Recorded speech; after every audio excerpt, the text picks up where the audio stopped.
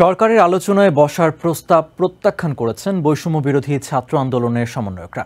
আন্দোলনের অন্যতম সমন্বয়কারী নাহিদ ইসলাম আলোচনার প্রস্তাব প্রত্যাখ্যান করে বলেন, সরকারের কাছে বিচার চাওয়া বা সংলাপে বসার সুযোগ আর নেই। শনিবার দুপুরে নিজের ফেসবুক প্রোফাইলে এক পোস্টের মাধ্যমে এ ঘোষণা দেন নাহিদ।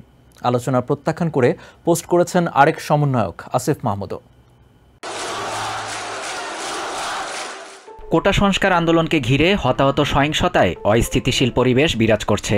এই পরিস্থিতির সমাধানের জন্য আলোচনায় বসতে রাজি আছে বলে জানিয়েছেন প্রধানমন্ত্রী শেখ হাসিনা। তবে আলোচনার প্রস্তাব প্রত্যাখ্যান করেছেন আন্দোলনের সমন্বয়করা। আন্দোলনের অন্যতম সমন্বয়কারী নাহিদ ইসলাম আলোচনার প্রস্তাব প্রত্যাখ্যান করে বলেন, সরকারের কাছে বিচার চাওয়া বা সংলাপে বসারও সুযোগ আর নেই। শনিবার দুপুরে নিজের ফেসবুক প্রোফাইলে এক পোস্টের মাধ্যমে এই ঘোষণা দেন নাহিদ। তার পোস্টটি নিজের টাইমলাইনে শেয়ার করেছেন আন্দোলনের সহ সমন্বয়ক রিফাত রশিদ। আলোচনা প্রত্যাখ্যান করে পোস্ট করেছেন আরেক সমন্বয়ক আসিফ মাহমুদও। নাহিদ ইসলাম তার পোস্টে লিখেছেন, ১৯ জুলাই কারফিউ ভঙ্গ করে শাটডাউন অব্যাহত রাখার ঘোষণা দিয়েছিলেন তারা। সেই বক্তব্য কোনো সংবাদ মাধ্যমে প্রচার করতে দেয়া হয়নি। সে রাতে নাহিদকে তুলে নিয়ে গিয়ে অত্যাচার করা হয় এই ঘোষণার জন্য এবং আন্দোলন প্রত্যাহার ও সরকারের সঙ্গে আলোচনায় বসার জন্য জবরদস্তি করা হয়।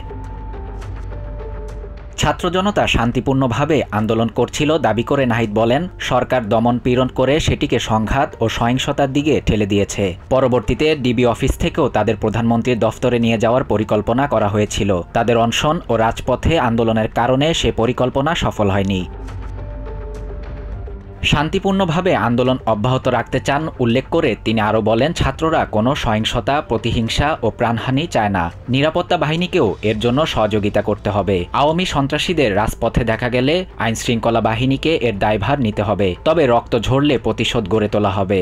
ন্যায় বিচার ও জীবনের নিরাপত্তা প্রতিষ্ঠা করতে গণজোয়ার তৈরি হয়েছে। কোনো ধরনের দমনপীড়ন, প্রোপাগান্ডা ও ষড়যন্ত্র করে এই আন্দোলন থামানো যাবে না।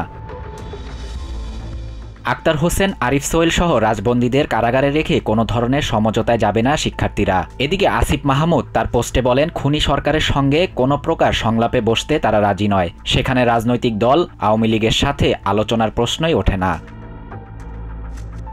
শাহরিয়ার শাফাত, TVN 24 news desk. New York থেকে সম্প্রচারিত TVN 24 টেলিভিশন বিশ্বজুড়ে বাঙালির কণ্ঠস্বর।